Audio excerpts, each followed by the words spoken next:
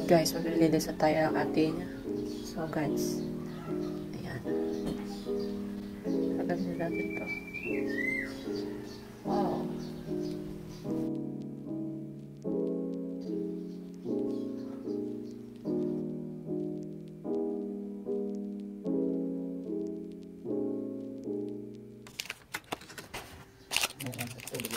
Don't mind this. It's just button. Yung mama ko ang malilinis sa akin. Dawis. Ang ganda ako.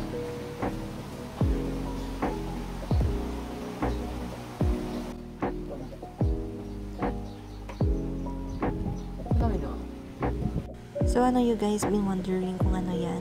Gauze siya na nilagay ni Doc sa nose ko dahil nagbi-bleed yung nose ko right after the surgery. Ilagay ni Doc yan para maiwasan yung pagtutulog. Binidyoan na din ako ni Doc kung paano linisin yung nose ko. Kaya may guide na ako kung paano linisin ito ng tama. At first of course, kinakabahan ako, natatakot ako kasi mamaya baka mag-bleed na naman siya pero hindi naman.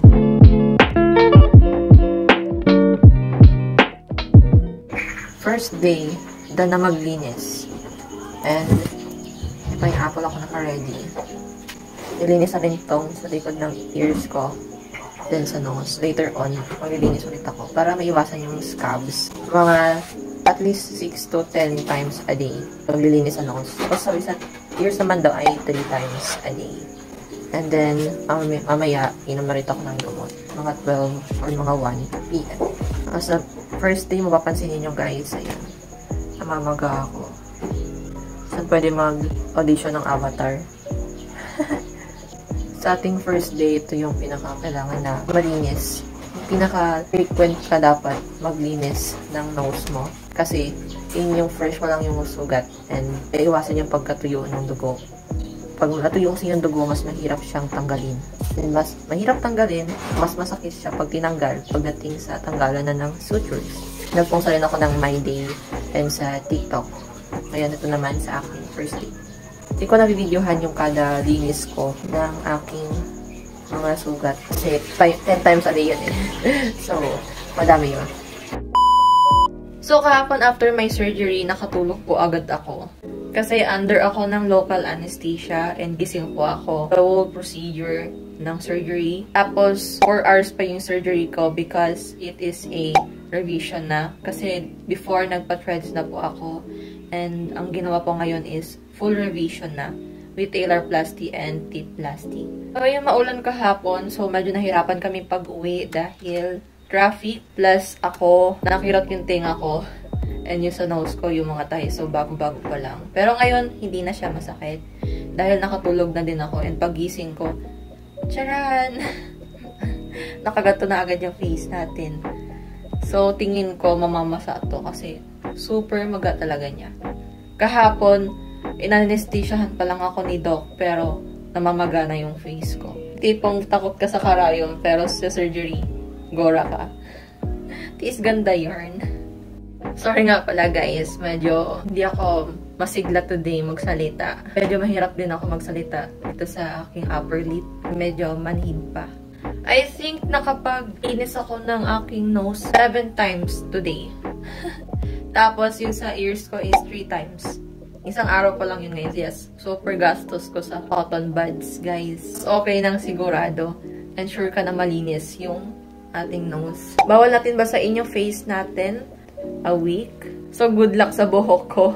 Sigurado ako mag-oily to.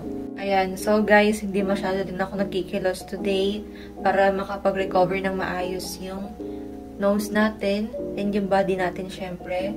And of course, sa foods, wala namang bawal masyado. Hindi naman ako pinagbabawalan. Except lang sa akin sa malansa. And bawal talaga ako sa seafood dahil ako ay allergic doon. And sa mga pagkain naman matitigas, bawal muna. Pero di naman ako pinagbabawalan na kumain ng madami. Kahit magkanin ako, tapos may sabaw, goods na yon. Hindi naman yung parang oatmeal lang, palagi ganun. Wala namang problem.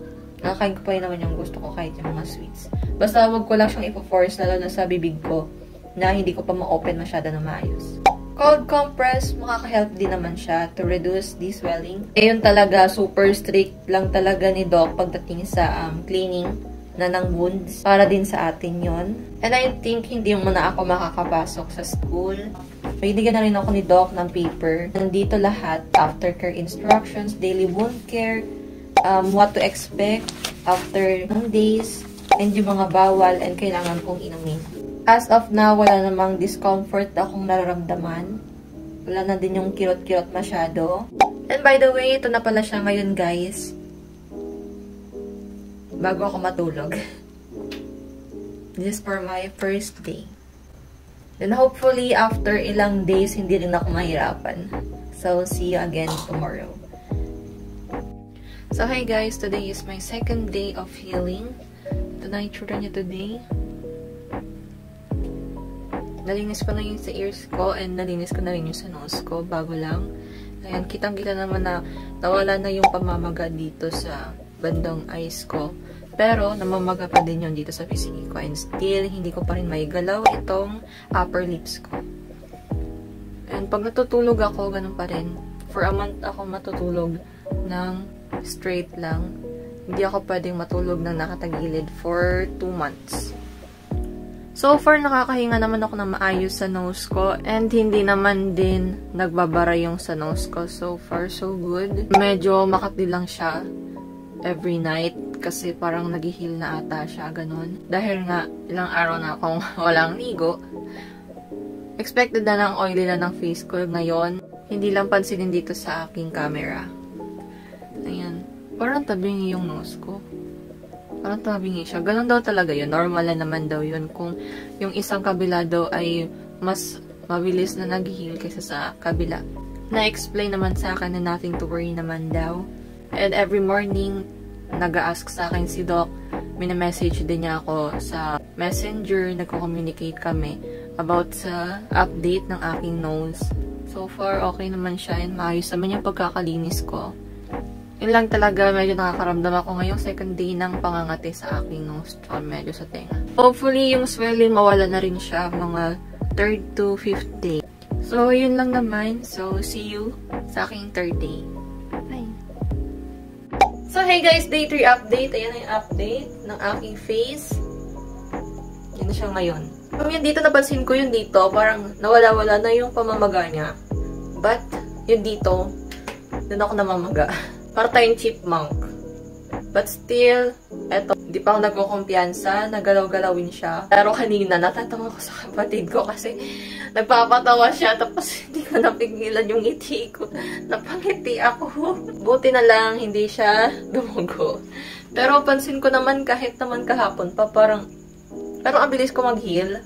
Ang putla masyado ng lips ko. So far, day 1 pa lang, since day 1 or day 2, pansin ko hindi naman siya yung parang nagkaroon ng complication, di naman niya ako pinahirapan. Like, pinakaba kasi hindi naman siya dumugo. Kahit yung sa ears ko. Madali lang naman din siya linisin. Sa wala masyado siyang dugo-dugo. So, hindi tayo magkakaroon ng parang namumuong blood. Ready na rin tayo sa mind view. Although mataas pa yung teeth. Pero carry lang yan. Tingin ko bukas mawawala na din tong pamamaga dito sa left side ko. And thankfully, di tayo pinigyawat. Ayan o, ang glass skin ng face natin. Anong sikreto mo? Rhinoplasty yarn.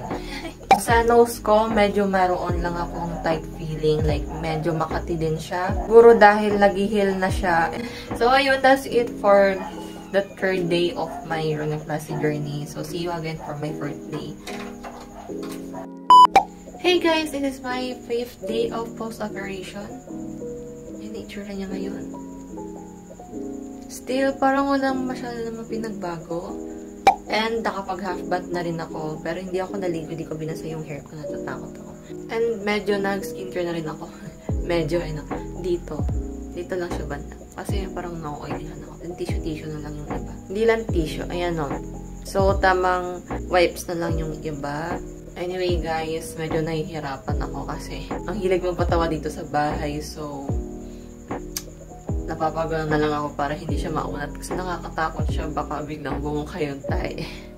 And binapansin naman ako sa nose ko, parang medyo uneven yung healing niya. Like, expected ko naman na din dahil inaware na din naman na ako ni Doc about doon na expect ko din na merong cases na uneven healing. Like, dito, healed na siya. Parang lumiit na siya. Then, dito, malaki pa rin. Parang may pamamaga pa siya sa loob.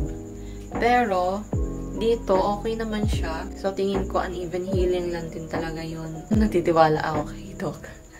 And still, nililinisan ko pa rin siya like 6 times a day. Hindi pa rin ako natutulog ng naka-side view. Still taking my medicine. Nakapag-excuse na rin ako sa mga prof ko today. Tapos hanggang sa mga araw na may pasok ako, inisaysa ko na silang message na hindi ako makapasok dahil meron akong operation. And of course, nag-uusap pa rin kami ni Doc about sa nose ko, kung kamusta na. Then, nagsasad ako ng mga photos sa kanya. Pinapakita ko sa kanya na malinis na yung nose ko. Ang weird lang pag nakahawakan ko dito banda yung nose ko. Feel ko yung lagkit ng mga tips. Ito pala yung sabi ni Doc na parang may malagkit na feeling dito sa may nose ko. Hindi naman siya uncomfy. Hindi naman din siya nakaka-irritate. And so far, parang normal lang din siya. I really do hope na hindi ako mahirapan sa pagtanggal ng tahi sa nose ko. So, yun lang naman so far. Dahil pag nangiti naman ako, ganyan lang ako ngumiti. Kahit pag matawa ako, hinahawakan ko siya pag hindi ko talaga mapigilan. Kasi bungis-ngis ka talaga ako tumawa. Pero pag kaya ko naman mapigilan, nilalaan ko siya nakaganyan ako tumawa. Nakagalan ako tumawa kasi ayokong mababanat yun dito sa may cheeks ko banda. Kasi andyan banda yung implant. Anyway guys, see you again bukas for my 5th day. Maladagdagan na ang aking aftercare na gagawin ko sa nose ko. Like sodium chloride, betadine, ointment. Well, yun na naman. So, see you on my 5th day. So, hi guys! This is my 5th post-operation day. Ito na siya ngayon. So, nag-vlog ako, mini-vlog sa aking TikTok ng what's in my bag. Dun sa Care Kit edition naman, aking nose job.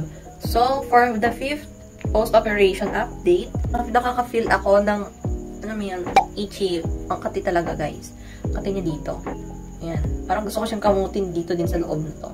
Tapos, dito yung kabila ko. Diyan makati yung loob. Dito okay na okay siya, goods na goods. Pero dito talaga, siguro uneven healing lang siya. So, nothing to worry naman sa akin. Actually, ang linis ng nose ko. Wala na yung mga tuyo na dugo. Wala na. Mismong kung anong itsura ng aking mga sutures, kitang-kita siya. Yun din talaga ang nakikita. And then, super oily ng aking face. Woo! Grabe. Di lang siya halata, pero kapag nag-picture ako, parang pwede na siyang, konti na lang pwede na siyang lutuin. Ganon. So, yun naman yung nararamdaman ko ngayon. Makati lang talaga siya, lala na din dito sa may part na to. Yan, dito pa. Ang kati niya, ang kati. Parang gano'n, pero ang ginagawa ko na lang, minsan, etong cotton na gano'n ko na lang.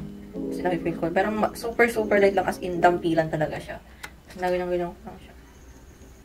So, yun lang naman for today's update. So, see you again on my next update sa aking pang 6 na day. So, bye. So, hi guys! Today is pang 6th day. So, this is my nose na. Excuse my hair.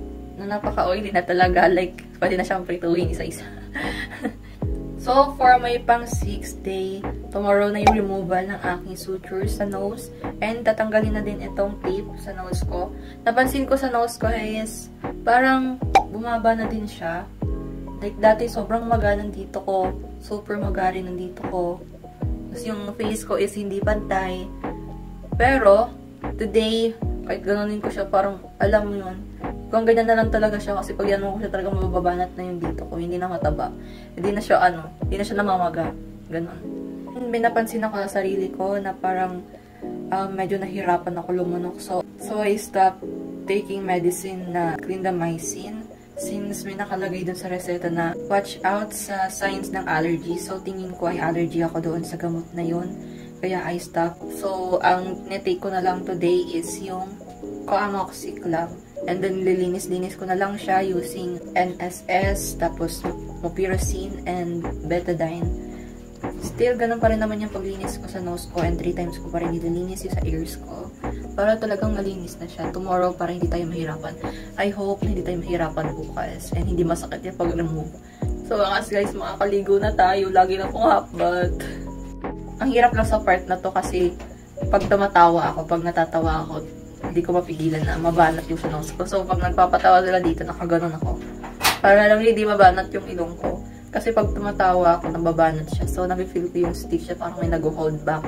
Pag tumatawa ako, na oops, medyo mas masakit pag tumatawa ka. Kaya, ganyan ka. Kasi nakakatakot din naman, mamaya, biglang bumuka yung tahi, diba? Pero as of now, nakakangiti naman din ako. Nakakangiti-ngiti naman din ako. And yung pagkain ko is normal naman din. And nag-post ako sa FB, ang daming queries. Ang daming nagtatanong sa akin sa MyD ko, even sa Instagram. So, nagtyaga talaga akong even mag-send sa kanila ng information kasi talagang deserve ng clinic na yon na makilala sila and marami pang patient magawa nila na talagang proven and tested na maganda yung outcome. Talagang very meticulous din ng doctor and yung nurse. Super thankful ako na sa kanila naging maganda yung nose ko. And dahil sa kanila, nagkaroon ako ng opportunity lalo na ma-boost and mapaganda pa lalo yung beauty ko. So, yun lang naman as of now. So, see you again tomorrow, guys. Punta na tayo sa clinic tomorrow. So, bye-bye!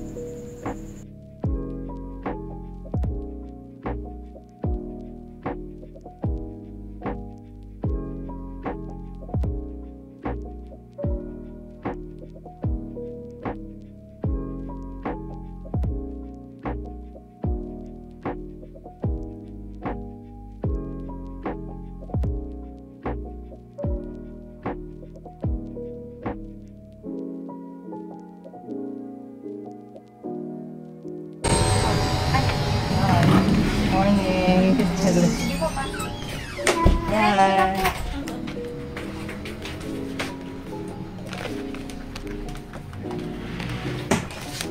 Hello. Opo.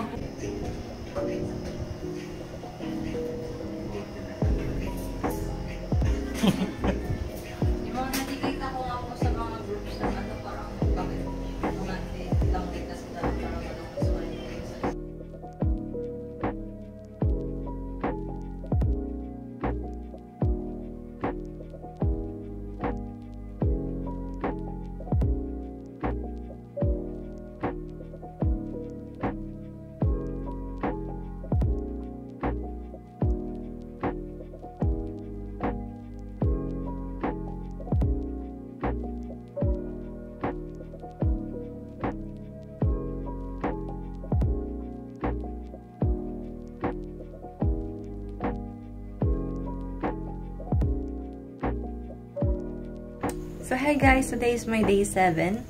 Ayan na siya. Natanggal na yung sutures and yung tape sa ating nose. Ayan.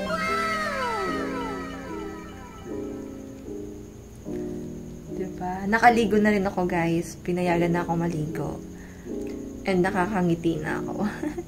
Kahit anong linis ko, talagang ang hirap niyang tanggalan talaga yung pinakaloob talaga. Kung saan may isa akong na-miss. Dito talaga. Dito.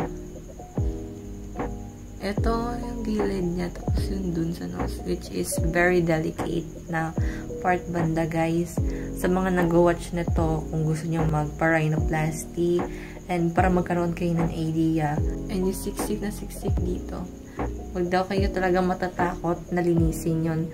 Mas nakakatakot ang magkalangib. Kasi sa mapapabayad ka pa is pwede siyang ma-infect yung sa loob ng nose mo dahil yung langib na yun is baka pumasok sa loob ng tahi. So, possibilities na yung dirt ay papunta na din sa implant. So, yun.